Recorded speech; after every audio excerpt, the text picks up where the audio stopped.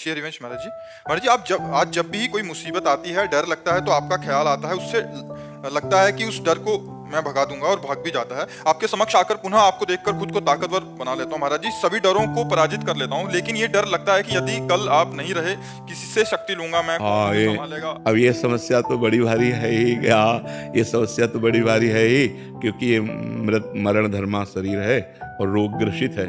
तो अब इतने भारी रोग से ग्रसित है ना कि इसको कहा नहीं जा सकता कि ये कल चलेगा। हो सकता है 10-20 साल चल जाए, हो सकता है 10 मिनट न चले। ऐसी बिगड़ी गाड़ी है, दोनों किडनी फेल हैं, डायलिसिस हो रहा है। तो अब ये तो है ही है कि जब तक सानिध्य है तब तक। अब वैसे भी देखो, मोबाइल से देखना और फेस टू फेस देखना अंतर पड़ता है नहीं। तो अब प्रगट में जब हम किसी संत के सामने होते हैं तो हमको परमाणु भी मिलते हैं। मोबाइल से हम उपदेश ग्रहण कर सकते हैं, हमारा कल्याण का मार्ग प्रशस्त हो सकता है, लेकिन हमें परमाणु नहीं मिल सकते। परमाणु तो फेस टू फेस ही मिलते हैं। अब जैसे आप देख रहे हो, आप बैठे हो इस वातावरण में, तो जो भजन के परमाणु हैं, जो भागवतिक परमाणु हैं, जो धाम के परमाणु हैं, वो आपके अमंगल का नाश कर रहे हैं और आपके दिमाग में बैठकर पवित्रता का विस्तार कर रहे हैं। ये मोबाइल से तो नहीं होगा ना। वो तो प्रगट में तो आप कितने दिन भगवान को रखना है, ये हमको भी नहीं पता है। हाँ, आपको ही नहीं, लाखों लोगों का ऐसा प्रश्न है। लाखों, कई लोग तो रो के बोले ऐसा।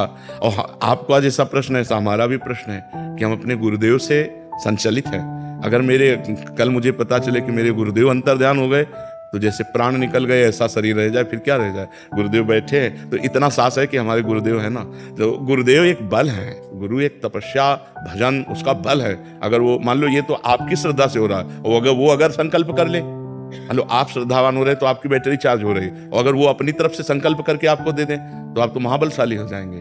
तो ये बात होती है कि प्रगट तभी तो होता है कि सौभाग्य है कि प्रगट में संतों का संग मिले। नहीं तो जब संत चले गए तो फिर उतना बात का प्रभाव भी नहीं रहता। जैसे हम हैं तो मोबाइल में उतना प्रभाव भी पड़ रहा है, और जैसे हमारा शरीर न रहे तो अभी वो सब ऐसे हो जाएगा, फिर उसका वो प्रभाव नहीं पड़ेगा, उतना प्रभाव नहीं पड़ेगा। वो धीरे धीरे धीरे धीरे सब शांत हो जाएगा। तो प्रगट में जब तक संत रहते हैं तब तक धूम मची रहती है। जहाँ वो अंतर्ध्यान हुए तो धीरे धीरे माया धूल डाल देती है उनके प्रभाव में, उनकी वाणी में, उनके। तो जब